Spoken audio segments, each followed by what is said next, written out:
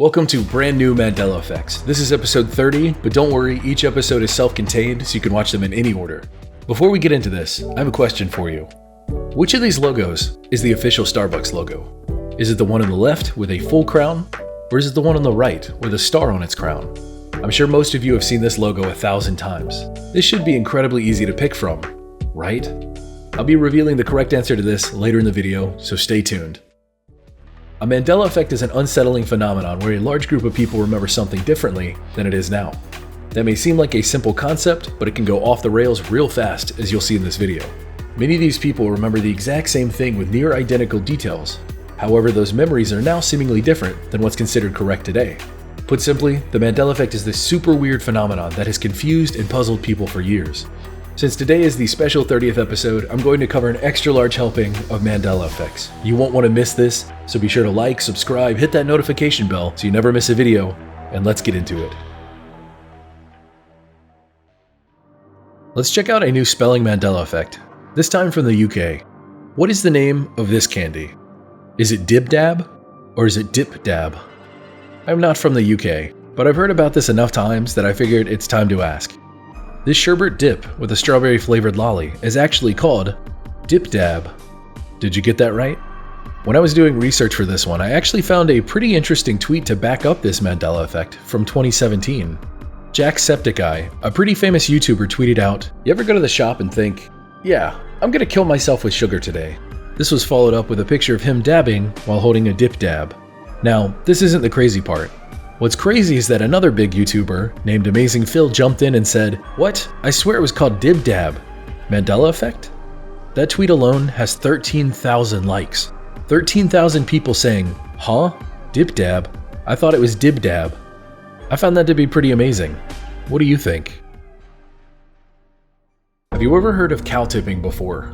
Essentially, it's the juvenile and mean concept of sneaking up on an unsuspecting or sleeping upright cow and pushing it over for entertainment. You don't really hear a lot about cow tipping these days, now that there's so much entertainment at our fingertips. But back in the day, everyone knew someone who knew someone that went cow tipping. I grew up with my grandparents, and even I heard stories of my mom as a teenager sneaking off with a group of friends and going cow tipping. This act has been shown in all forms of media, from TV shows to movies to books. It's just this weird thing that's always existed.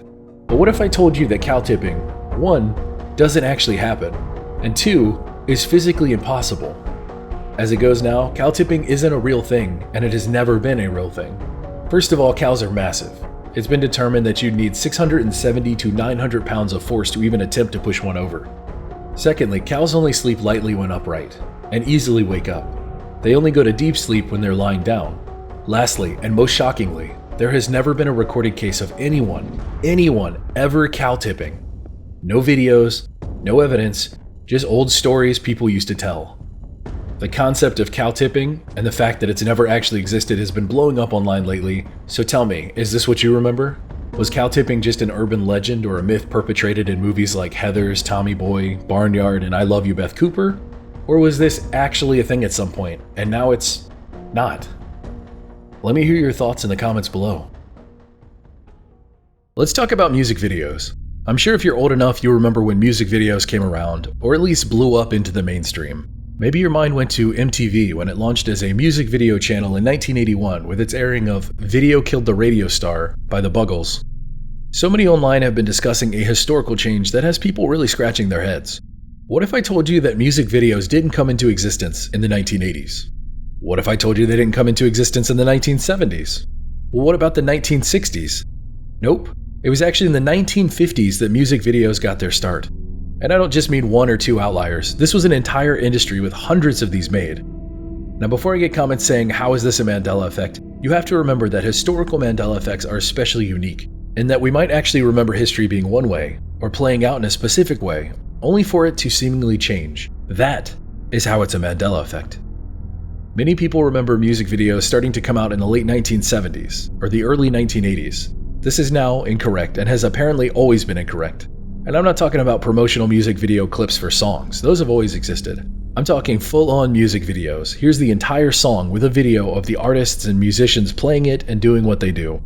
In the 1950s, there was a device that played music videos called the Scopitone. These used 16mm film and were placed in popular locations like restaurants, bars, and lounges. Imagine a jukebox, but with a screen. This spread from France to Italy to the UK to the United States and beyond. And the Scopatone wasn't the only one. There were actually rival competitor devices. One such example is the Cinebox, which also came out in the 1950s. And later on, there was the Color Sonic, which used 35mm film. Over the decades that these devices were in service, there were hundreds of music videos that you could play. So tell me, if you were alive back then and you're watching this today, does any of this sound familiar? As it usually goes with these historical Mandela effects, these things that come up often sound fantastical, like an alternate reality. But perhaps we all just forgot. I honestly don't know. I'll let you decide. Let's talk about a classic cartoon pair from the 90s, Pinky and the Brain. One mouse being highly intelligent with plans for world domination, and the other one being not so much.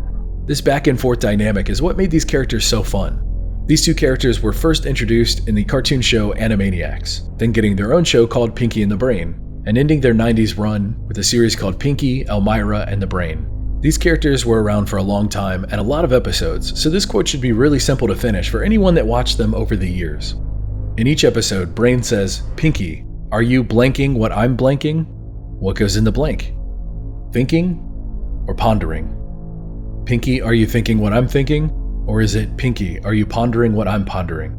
Turns out the answer is pondering. Pinky, are you pondering what I'm pondering? Are you pondering what I'm pondering, Pinky? Thinking has apparently never been said in any of the well over 100 episodes. Of course, if you look for the now incorrect version of this quote, which was apparently never said, you'll find example after example of people reciting it incorrectly. Which one do you remember? Which Starbucks logo do you remember? Specifically, which crown looks correct to you? This Mandela effect has been troubling a lot of people recently, so let's figure it out once and for all. This is the correct Starbucks logo. I gotta be honest with you, this one got me. The star on top looks so weird and so out of place. And looking at the history of the Starbucks logo doesn't ease my mind either. Since 1987, the mermaid on the Starbucks logo has had that star on her crown. It has never been removed or altered. This one really got me. What about you? Here's something that I find really cool about the Mandela effect. Once a topic has been affected by it, people tend to look closer into whatever that topic is. And when things are given a little more scrutiny, oftentimes even more Mandela effects are discovered within it. And this next one is no different. I've covered the Great Pyramids of Giza twice before in previous videos, so why not cover it a third time? When you think of the pyramids, what do you see? Mummies, tombs, pharaohs. What about hieroglyphs? Hieroglyphics written all across the walls. Well, it turns out there are no hieroglyphs in any of the pyramids of Giza. That's right, there are no hieroglyphs anywhere in the pyramids of Giza. There are in fact no hieroglyphs, no writings, no treasures, and no mummies ever found in the pyramids of Giza. This has apparently always been the case. What's next? There's 4 pyramids of Giza, there's 5 pyramids? Who knows? Can't wait to find out though. The Birds is a 1963 movie by Alfred Hitchcock. It was a horror mystery that focused on the absurd and scary concept of unexplained violent bird attacks on people. If you watch the movie today, it's pretty funny, but back in 1963, this terrorized people. It made people legitimately nervous around birds. So why do I bring this up? There seems to be a large group of people that remember The Birds being a black and white movie, but it turns out that The Birds was always a color movie. In fact, many people seem to believe that this movie was originally black and white and was later colorized. What's interesting is that this belief even existed back then. In fact, the lead actress of The Birds, Tippi Hedren, claimed in interviews that so many people would tell her how happy they were that they finally colorized the movie. And she'd always have to break the news to them saying, "It's always been in color." Some people have speculated this weird belief came from the fact that so many people had black and white TVs at the time. But that doesn't explain why people that saw it in movie theaters would remember it being in black and white when it was shown in color. It's another weird example of the Mandela effect. And it goes to show that the effect has been around a lot longer than people realize. I wonder how far back it actually goes. Let's talk about the Nintendo Wii and its launch title Wii Sports.